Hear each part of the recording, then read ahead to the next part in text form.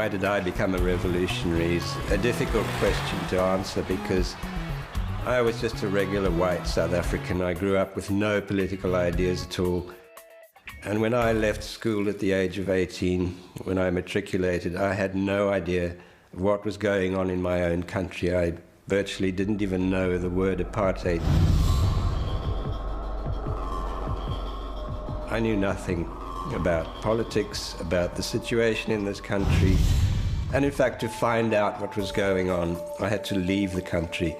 Ladies and gentlemen, the captain has now turned on the fasten seatbelt sign. And will soon be landing at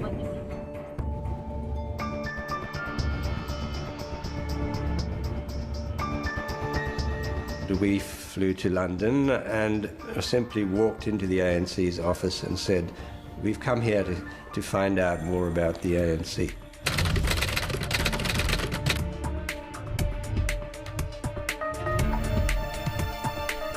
The ANC sought to liberate the people of South Africa, but of course at that time people were terrified of even mentioning the African National Congress.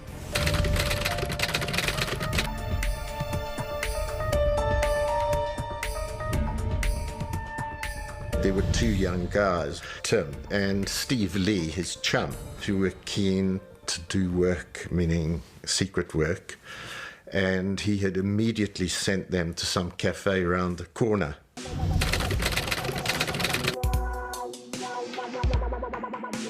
Of course, one's very wary. These could be the real McCoy, but they could be agents.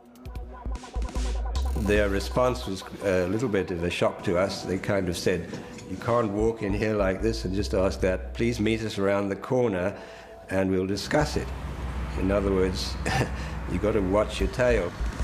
So it's a question then of chatting and their background, and they have formed quite a good impression. They seem genuine, but you can never be sure. And when they said, "We'll give you training and all the things that are required for underground work," it sounded very exciting. If there were people in our country who happened to be white, who wanted to play a role in the struggle, they were most welcome. They taught us how to operate secretly and securely in South Africa in a kind of police state. You know, they weren't the usual kind of intellectual types that one came across as students. They showed quite an ability to catch on to aspects of using gadgets, the kind of gadgets we had developed for playing street broadcasting messages or leaflet bombs, making timing devices. And the person who was so adept at that was Tim. He was brilliant, and I began to realize that he was a wonderful mix of somebody with a brain, but he had a ability to construct things. He was a lovable guy and very, very quiet, almost withdrawn, which is what you want.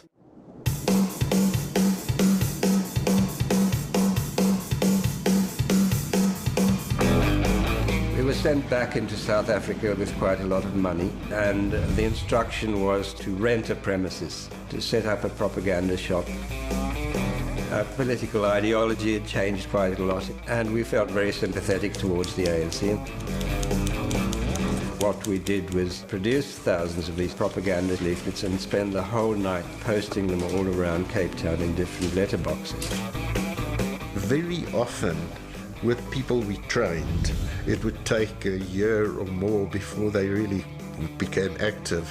With these two guys, it happened very quickly and very successfully. While in Britain, we've been shown how to make a device called a leaflet bomb, which was really just a small explosive device with a timer, which was designed to throw leaflets up into the air. Our object was really just to kind of waken up people. To say, the ANC is active, it's alive, We must all struggle, we must work together, we are coming to help you. They began to place them all around Cape Town. Tim Jenkins has the record of something like 18 or 19 leaflet bombs in the city centre and around in one day. And even when an action was carried out and maybe people were talking about it, I obviously couldn't say, oh, well, I did that, or I really agree with that. You actually had to take up the opposite point of view and say, oh, these bloody terrorists, look what they're doing. I used to love blowing pylons up, that's in the 60s. And I always, anywhere in the world, I look at a pylon with a different way. And I size it up the way maybe a guy sizes up a woman, you know. I'd size up a pylon and how I'd bring it down. It was actually a very, very lonely experience because there was no one you could talk to. I couldn't talk to my parents or my brothers and sisters or my friends or my girlfriend, anybody. You would spend hours, often right through the night, printing leaflets on our machines and addressing envelopes and licking stamps and licking envelopes and then going to post these things and spending hours and hours and hours making leaflet bombs. Also, having no connection with your handlers. We were representing the ANC, but we had no connection with them whatsoever, really. There was no ANC presence in the country. You know, there's no one we could connect up with. So in a sense, we felt like we were just doing our own thing. And this, as I said, is where mistakes often came in.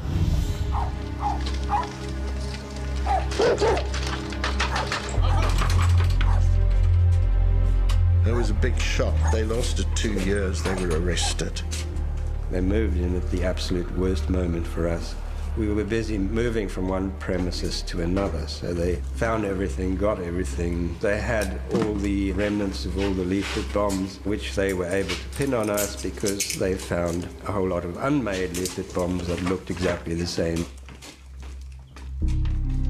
Basically, they had everything, and there it was in the front of the court.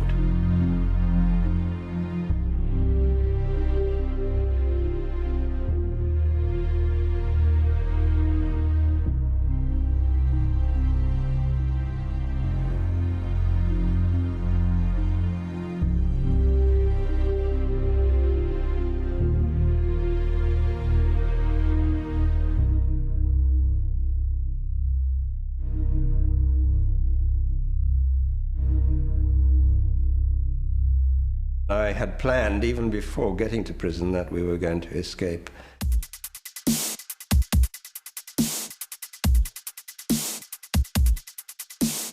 During the day, we worked in a carpentry workshop. So I had this idea that maybe we could make a key out of wood. The lateral thinking of this guy was such that he moved from trying to make metal keys into realizing that with wooden doweling, you make wooden keys so much more easy. So at night, I studied this lock. Just by looking at it, you can actually pick up most of the dimensions of the key. These 3 bits were cut in the workshop quite openly, because they looked like nothing, and of course they would never all 3 be kept together. So that part might be over there, and that one over there, and that one over there. So if the warden came along, it would look like nothing. And within a week, I had a working key, and I managed to get my inner door open. It took us a long time to actually figure out how to open the outer door because the keyhole was only on the outside. So you would thrust this through the window, and then in order to see what you're doing, you'd hold this mirror outside the window, then you insert it in the keyhole, and once it's in, simply crank. It didn't work the first time. It took almost a month before, in fact 2 months before we got this to work properly, so it was quite a mission.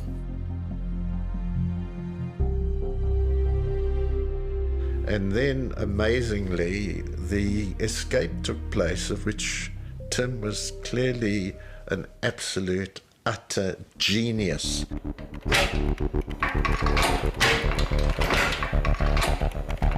We decided that the best thing would be to just make keys for everything. It was not only doors that we opened, every single cupboard and every single locker and every tool chest that we were faced with, we made keys for. In fact, we had more keys than they did in the end. We'd left virtually no trace of how we'd got out. To get from our cells to the front door required 10 separate keys.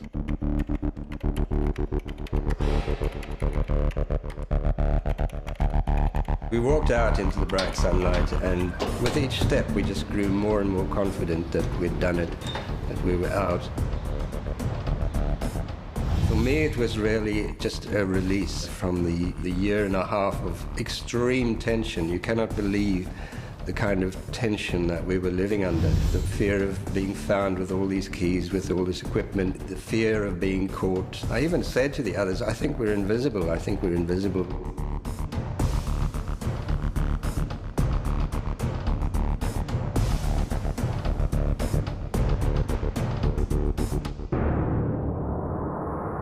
Our route took us through Tanzania and ultimately to London.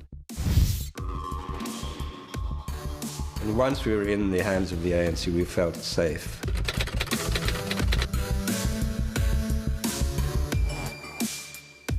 And my job was to train the increasing number of militants who were leaving the country and who wanted to go back to South Africa to do something, more or less in the same way that I did myself.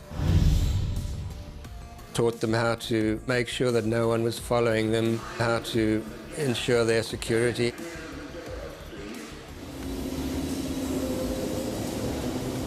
How to conduct secret communications and how to conduct themselves in the underground.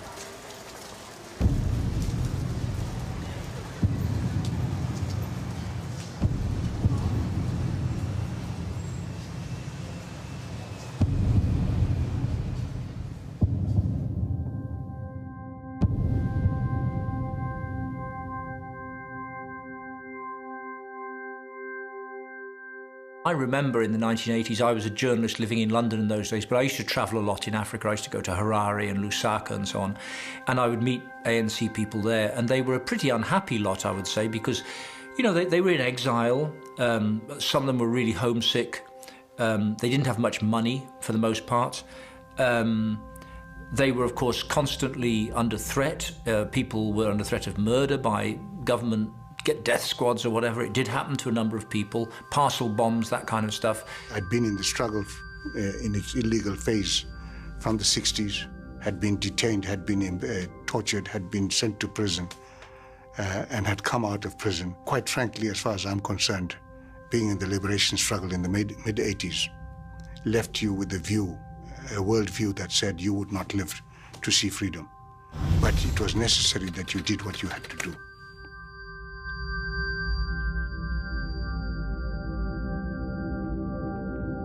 And then it was also a highly factionalized organization, so the atmosphere was often paranoid. It wasn't really a happy time. I don't need to go into the fierce arguments that took place. At times, people wouldn't speak to each other for several days, and then they were comrades again. But what was missing was that we still relied on middle-level cadres to establish the political or the military structures back home. They didn't have the stature of a leader that people would really listen to and carry out the instructions. They would need people on the ground in South Africa, in touch with the leadership in Lusaka and London and various other places abroad, in order to start an insurrection which would eventually turn into a people's war. It became people's war in that sense because in the ANC, we did not conceive of liberation as coming out of the barrel of the gun of the people who were trained abroad, who were going to shoot their way through to the union buildings. We wanted the people themselves to be able to respond to the violence that the enemy unleashed against them. And we wanted to train as many people as we could, because it is in that way multiplying the forces of the revolution. The security police and the apartheid intelligence services knew that this was the strategy. They were well informed, and obviously it was absolutely crucial to prevent the ANC from bringing in weapons and from bringing in the type of trained people who would be able to organize local resistance to the apartheid state.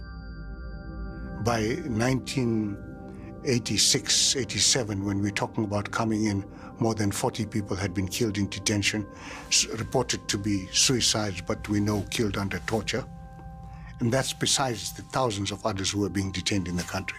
So you were carrying out activity in the conditions of illegality, in the face of a brutal state, and in the face of that state out to smash and destroy the ANC.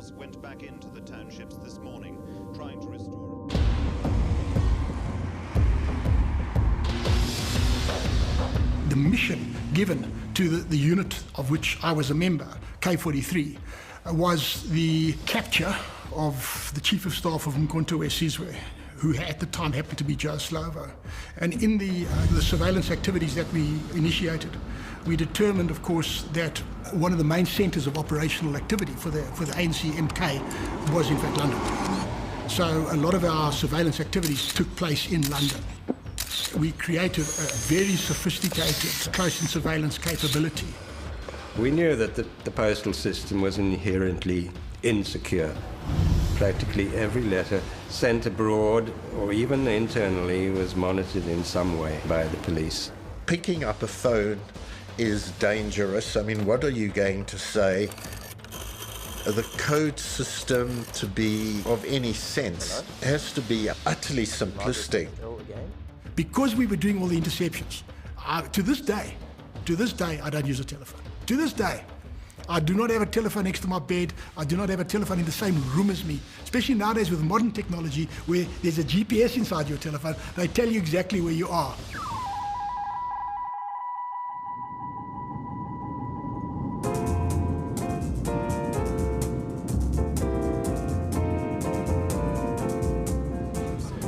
I was called down to Lusaka sometime in the mid-80s. I was sent down to train people in the use of some radio equipment. And I met up with Mac Maharaj, and he said to me, "I've heard that you guys have been experimenting with computer communication. We're very interested." When I met Tim, I found here was a chap who was approaching problems basically from the needs of the cadre inside the country, in the danger zone. And that is what made us work together. He was the first ANC leadership figure who considered the importance of communication. To run a struggle by remote control, you need to be fully in communication with the operatives, wherever they are. Operatives had exactly the same problems that we all had in covert operations, that is communication with people in the field. That's the technical problem to crack. And with the technical problem comes the morale and management problem. How do you keep your people motivated when they're living at the sharp edge under very dangerous conditions, and your leaders are swanning it around another part of the world, living a kind of champagne lifestyle, okay? So morale is always a very, very important issue under these circumstances. But the bottom line is you have to communicate. And you have to communicate not just, "Oh, hello, I'm okay." You have to communicate operational information that is significant. You could not use the hand enciphering and deciphering methods if a one-paragraph communication was going to take you 24 hours. And if you were deciphering, you would be sitting in a hideout taking 48 hours to decipher it. It was just impractical. By the mid-1980s, personal computers were becoming available. You could simply go to the high street and buy something that was quite respectable. By today's standards, they are absolutely nothing. We cannot believe how weak these computers were. They had a memory of 32 to 64 kilobytes, which is just absolutely laughable these days. But nonetheless, they were programmable, so we could learn how to simulate the basic encryption process. And Up until then, I'd been doing encryption in a manual way.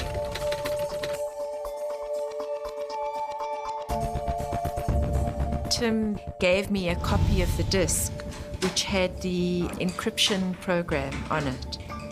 So encrypting using a computer program is a serious joy, not having to do this painstaking process of encrypting manually. Now the next stage was to get the computers to communicate with each other, and we started to investigate other methods using telephone touch-tone tones. Then you could simply put those tones onto a tape or even play them down a telephone to someone at the far end who could be recording them onto a tape recorder, and then takes that tape recorder home, plays those tones back into this little device that then shows you the numbers. It worked, and it was only later that Mac came to visit me in London and told me about a secret project that was being planned. Even some of the main leadership of the ANC never knew about this project.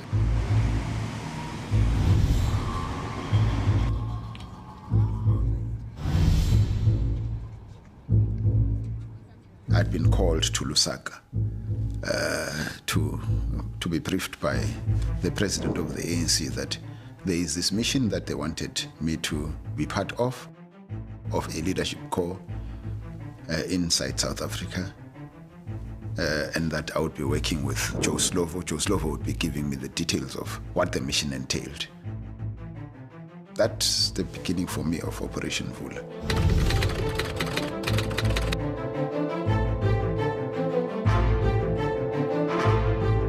This is not your run-of-the-mill operation. This is going to be the installation of a senior leadership in the country that would then take over the command of underground work and link with the above ground and give leadership all round. So it's really at the level of Tambo and Slovo outside, and a need to know with others. So Tim Jenkin from London comes to know, or Connie Brahm, who did very good support work, is linked in that way.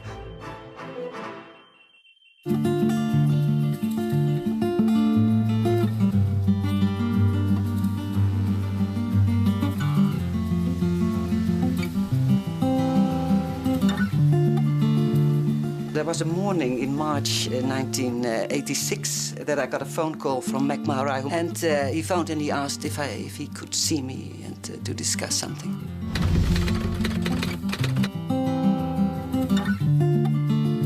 She was the president of the Dutch anti-apartheid movement, and she had been asked by those people who were involved in Operation Vula because she had a network of people who could assist. I had to set out to find people who, possibly could immigrate to South Africa, who are willing, think of it, willing to give up everything, their job, lie to their friends, to their families. It was very, very clear that it was not without danger. The evening Connie asked me, I was very excited. For me, it was like, this is the thing, this is doing more the thing I wanted to. I had a cover story for people in Holland.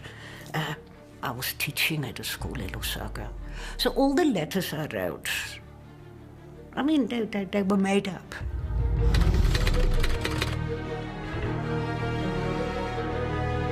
She was stuck there in the outskirts of Lusaka in an incredible small house. You felt, I didn't feel very safe there.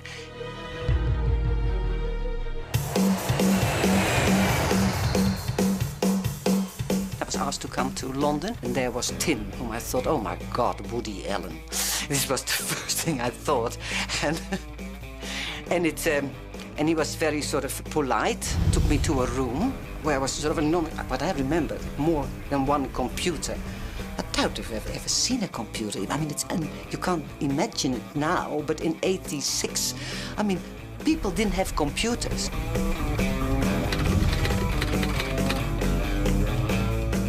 Our equipment on the London side had been ready for months and it was standing there. Even though we tested it many times between Lusaka and London, we knew that the system worked. But we couldn't really believe that it was actually going to be used. We just thought it's too sophisticated, it's too complex. When we were preparing, for the communication system, the most difficult question of all came: can you find a person who, can go sort of 3-4 times per month, Amsterdam, Johannesburg? Now imagine that besides the cost. It's to find that had to be a businessman or something, and that is not. And oh God, that gave me such headaches. Till this one moment I wasn't thinking of it, and all of a sudden I knew an air hostess. It had to be an air hostess.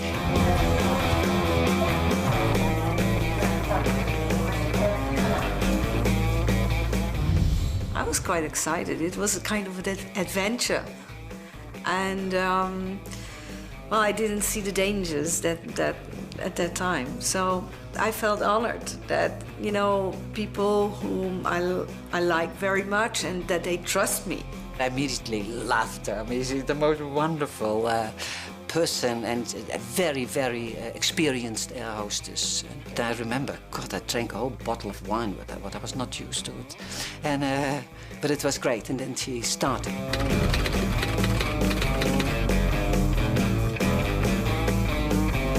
It's a kind of a mindset. When you're going and smuggle something, you have to forget what you're doing. So you have to act. Secondly, it's like I'm in a group. Crew coming to Schiphol Airport did not have to go through an X-ray screening machine. They were allowed a special entry, and when they returned, similarly. We found that in Johannesburg Airport, that time known as Jan Smuts Airport, as a turnaround crew, they did not have to go through the searches. I had to open a bank account, a safe deposit. They sent me to do things like that. Coming through the immigration and customs, there's this huge apprehension in advance. I couldn't do it without having a stiff drink on the plane beforehand to calm myself. I found myself getting very tense.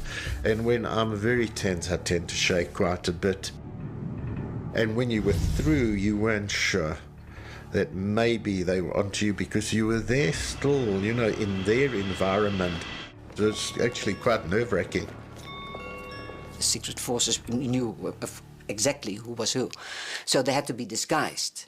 And this was not, easy thing of putting on a moustache or something like that. This was serious, very professional disguises. As much as we had a lot of respect for Ronnie Cashels, Ronnie took himself very, very seriously. He called himself the Scarlet Pimpernel. We call him the Scarlet Pumpkin, okay? We didn't always have the highest of respect for his somewhat flamboyant attempts at bamboozling the other side. You're dealing with sophisticated people here. The contact lenses, I tried them. I saw dentists there, or people who dealt with dentures, so that I could change my look. I had more than one disguise, green contact lenses, and then I had blonde hair. And then every day I used to have to put on makeup, which was this major issue. Janet Hui, her disguise was Lady Di. Wow, she was so beautiful. But she had to learn to walk on high heels because she was a really well-trained MK person, who would walk the gang, and she had to be, trained, I think, with an actress.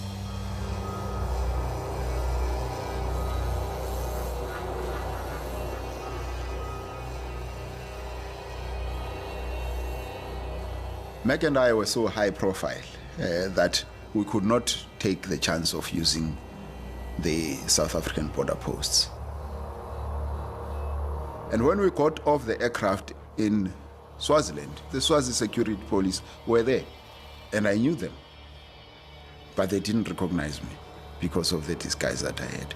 If I'd just come in as I was, they would certainly have locked me up and sent me back to Lusaka or wherever.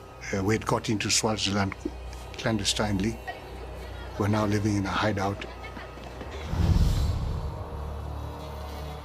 Whilst we're busy trying to check which bus route to use, the people that were going to pick Mac up got arrested, which therefore meant that we needed to act quickly.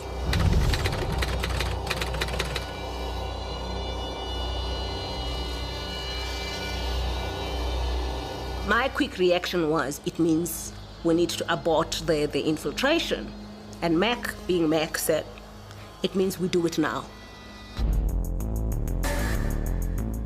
So we crossed in broad daylight, and we crossed with concealed arms. We needed to make sure that as they walk through the rural area, they should look like farm workers. So we got overalls for them. Then she took us to a homestead where we stayed. She went to check out the crossing point, came back when all was clear, and she just took us to the crossing point. We were now entering the country with false papers, with legends as to who we were.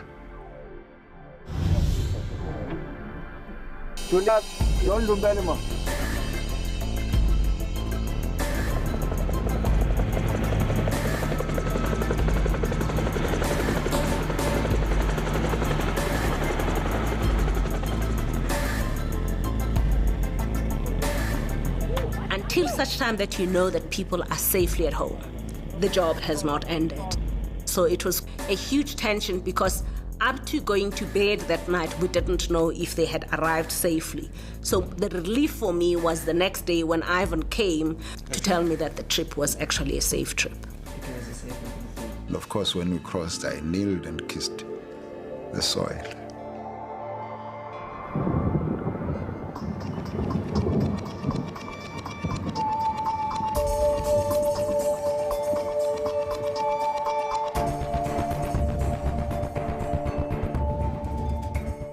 When we came in, we had to start the communication system.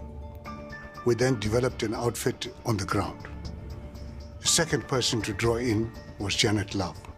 It had been agreed that I could look towards renting accommodation. And I saw an advert on this board saying accommodation for rent, owner almost never there. And it was like, that's exactly what I need. And I spoke to this guy on the phone. His name was Reggie. And he then asked one of those seriously obvious questions, what's your name? And I remember saying, my name, like a complete, somebody was really not particularly with the program.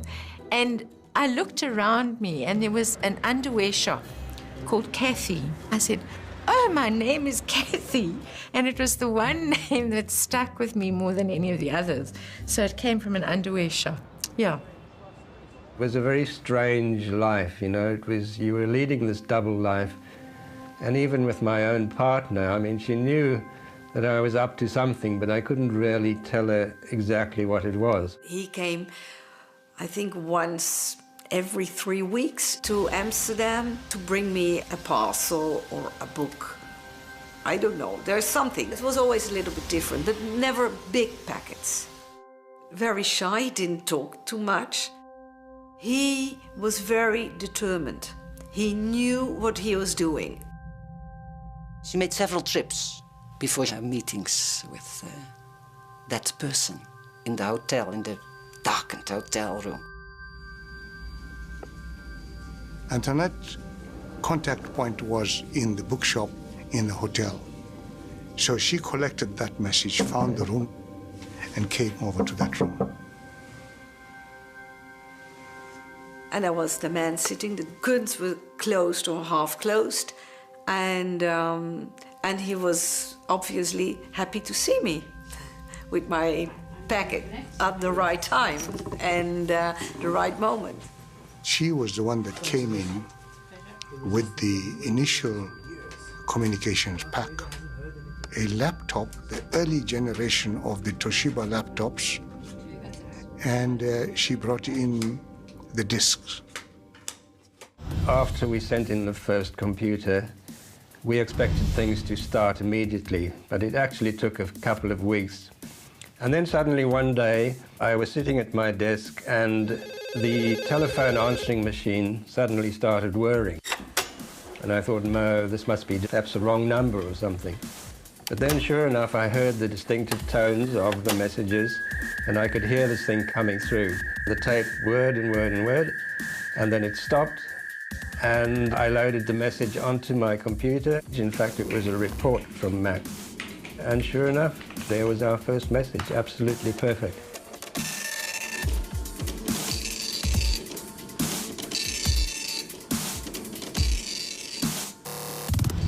I mean, because of the advanced nature of the equipment and the methods we were using, only few people had access to the communication system.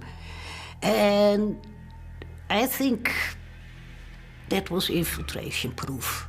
It was absolutely safe. That was one of the big advantages of Operation Vula, that it could communicate in such a safe way and such a quick way. I mean, you didn't need a courier, you know, going through all the danger and hassles of bringing a message from A to Z. You had almost a direct line. Practically every day we received a message, and then it stepped up until we were just receiving a constant stream of these messages all day long, even at night. So that machine was just constantly clicking on and off, day in and day out.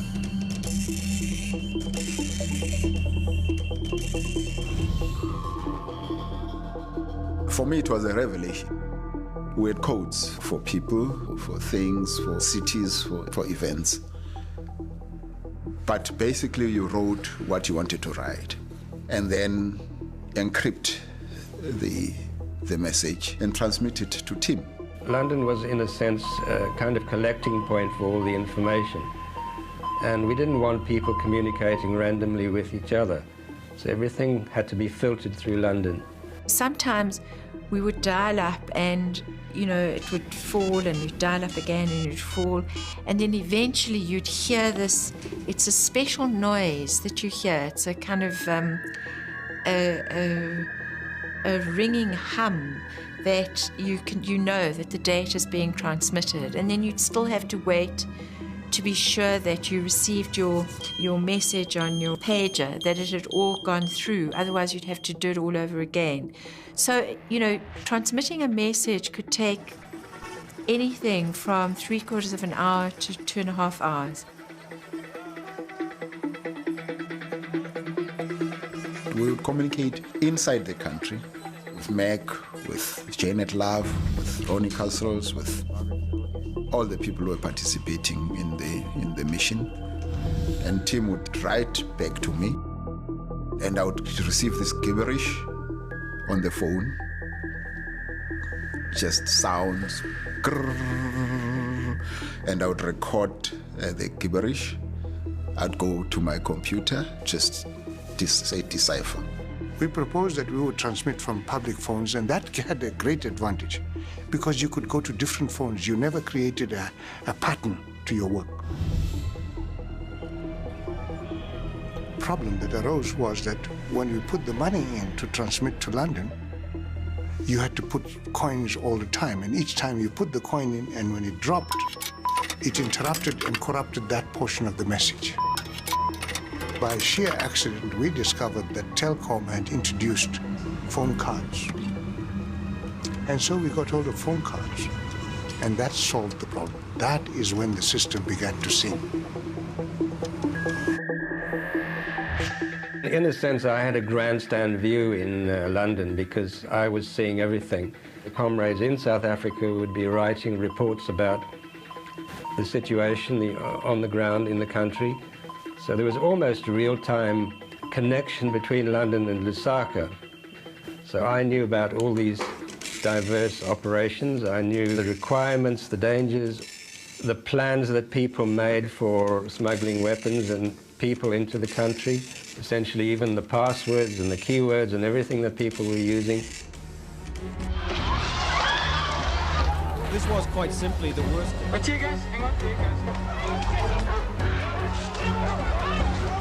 You have a situation at home, if we now talk about the mid-80s towards 1988, 9 and 90, galvanized masses at home, the UDF particularly, and the trade union movement and all the structures. It's a tremendous move towards revolutionary conditions. Our mandate had not been to make contact with Mandela, but reading the situation in the country, sent a report to Tambo and Slovo to say, look, chaps, this phase is a very tough one, and there's too much room for damage. In my assessment, it is imperative we open communications with Mandela. We'd already looked into the problem of Mandela's circumstances at Victor Verster. He was at that time receiving visitors from his lawyers, from Winnie and family.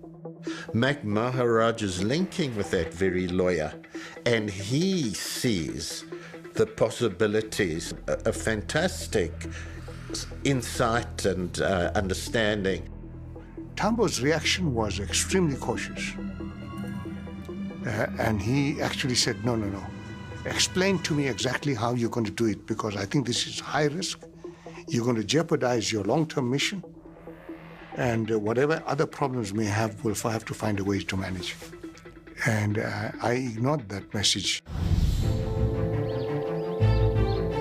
What I did is to write a message, made it into a little tiny roll, gave it to his lawyers and said, look, guys, you're going to be extremely nervous with this thing. And we don't know how Mandela is going to react. The regime people, they think that they've got Mandela nicely isolated in prison, and they're talking to him, that he's got no outlet and no one to report to or to receive counter instructions to. We had assumed that the place is bugged, and we knew that the point at which the meetings took place was over the dining room table. And while talking, under the table, he had to pass this little note. Mandela seems to have clicked. He collected it, but apparently kept missing his pocket under the table. Eventually put it, and the joke we have is that he went to the toilet at least 4 times. Because it was such fine print, handwritten, that he went to read the message and absorb it. But it was to tell him that now, A, it's from me, B, we can put him in direct touch with Tambo. We have a safe means of communication. It was possible for Mandela to immediately communicate anything and everything with Oliver Tambo. I was on the inside, and I was transmitting these things. When I was retyping the handwritten notes of Madiba, the reality of that just was so incredibly strong. There was no warning that this kind of a message was about to come. I couldn't believe my eyes. They stood out in stalks when I saw that this was actually a report from Nelson Mandela. Here on my computer, for the first time on any computer in the entire world, I've got a report from Nelson Mandela.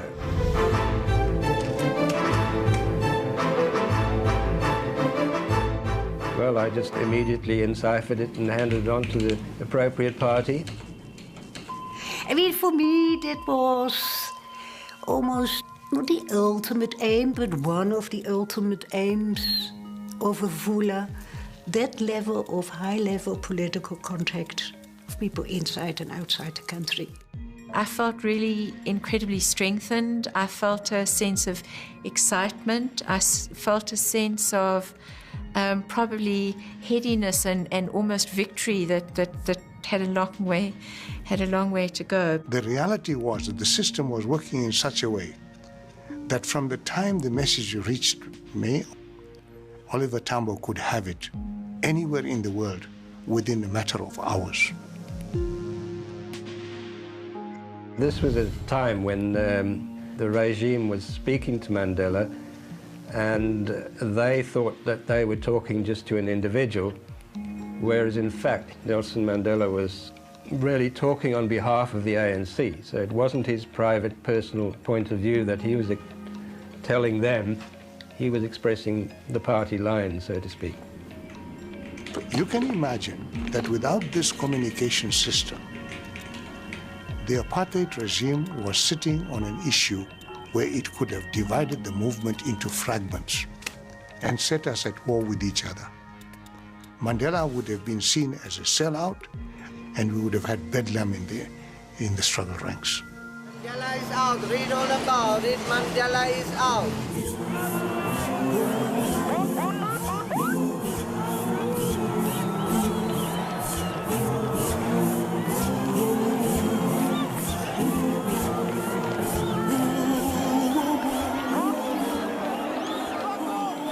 I remember when it happened, I was with Janet Love and Ronnie Castro. Were in a flat in Johannesburg, and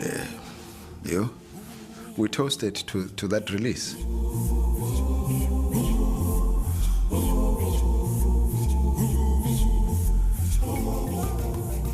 Most of us didn't really trust what was happening. We just thought this was a ruse to kind of get us all back into South Africa, and then they would just all arrest us. So we continued to develop Vula, to expand throughout the country. The movement of arms continued because we needed to be prepared in case this whole thing turned sour. There was a war being waged against the ANC with the IFP and police and military elements, so we needed to continue to bring weapons in. The dominant theme had become negotiations, but negotiations had not taken off.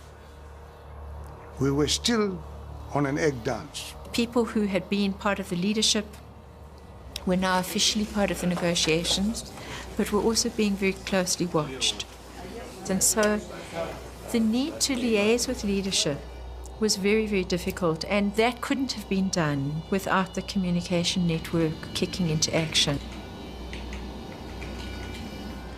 We had to carry the underground into the negotiation posture. We had to convince the underground, not by orders, but by political discussion, that this was the phase we're in, this is the role that we're playing, and we have to adjust our tactics according to the development. 'n nuwe demokratiese bedeling vir Suid-Afrika en al sy mense. It was all up for the regime. The leadership of the ANC was already inside the country, and so I think there was an element of relaxation on our part.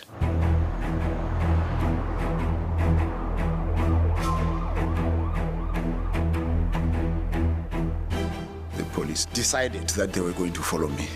I had a tail, and I had a car that would not outrace them.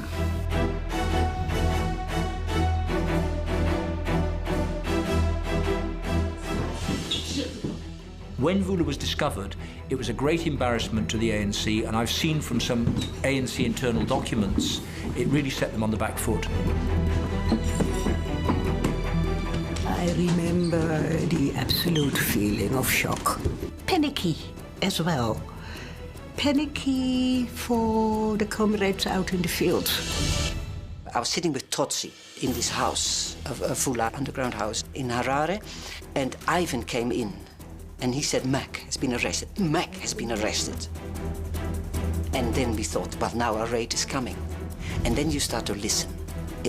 Are they coming? This situation that you've heard about, that you've helped people to prepare for, that, this is now a death squad coming, these guys with guns and who will kill you. I have to say that my reaction was probably a little, was described to me as being a little callous, because I was really very concerned about where the discs were. They found at one of the hideouts a set of discs where the previous transactions and communications had been deciphered, but not re-enciphered. And so the raw information was sitting there.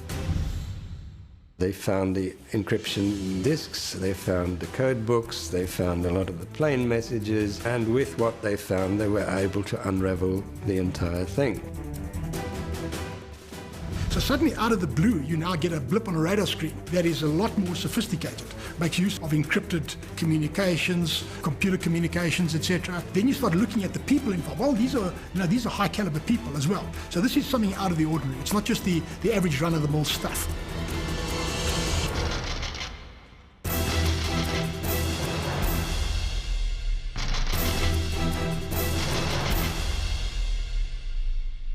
This was July 1990. There was talks taking place between the National Party and the ANC, so they came pretty close to panic when they discovered this underground operation.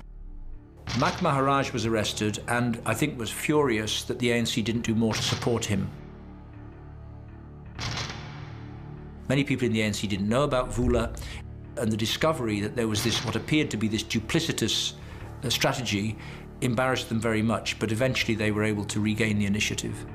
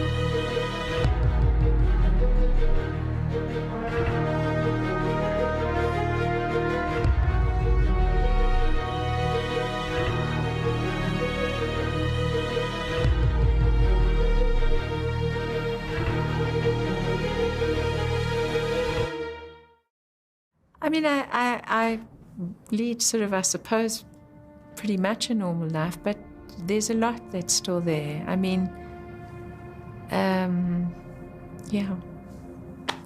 You carry it. You carry it. So, yeah.